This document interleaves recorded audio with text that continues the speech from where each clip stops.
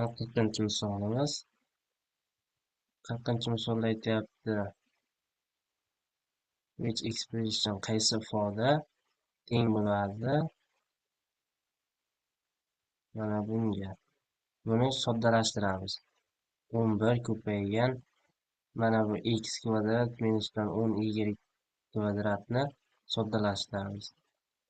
X ayrilgan 10y, x qo'shilgan 10y. Mana formula bor. A kvadrat minus b kvadrat teng a plus b ko'paygan a minus b. Demak, to'g'ri javobimiz bu emas,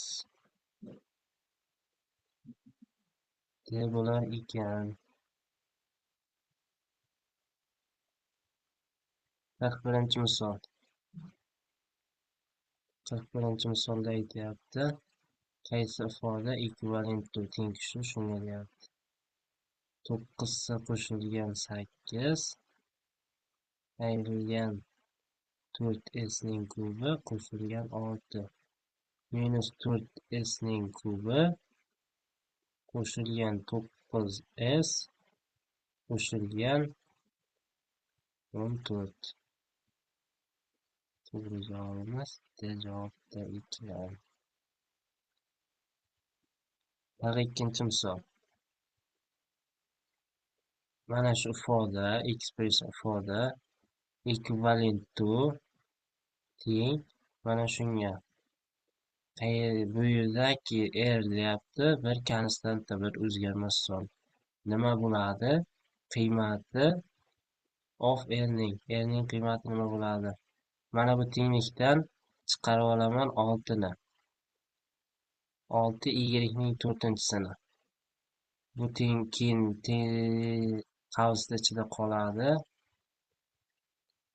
12 y ayrilgan 8. Mana shu ekvivalent deyapti, teng deyapti. R y ning 4-si 12 y ayrilgan 8 ga. Mana bular o'xshash, bular o'xshash. Ayniyatdan kelib chiqadi erimiz 6 ga teng. 43-misol. Agar 5 ko'paygan x plus 1 25 bo'lsa, nima bo'ladi qiymati of x plus 1 ning? Ikkala tomonni ham bo'lib olaman 5 ga. Birinchi qismda ham tushgan shu savol. X plus 1imiz teng bo'ladi 5 ga.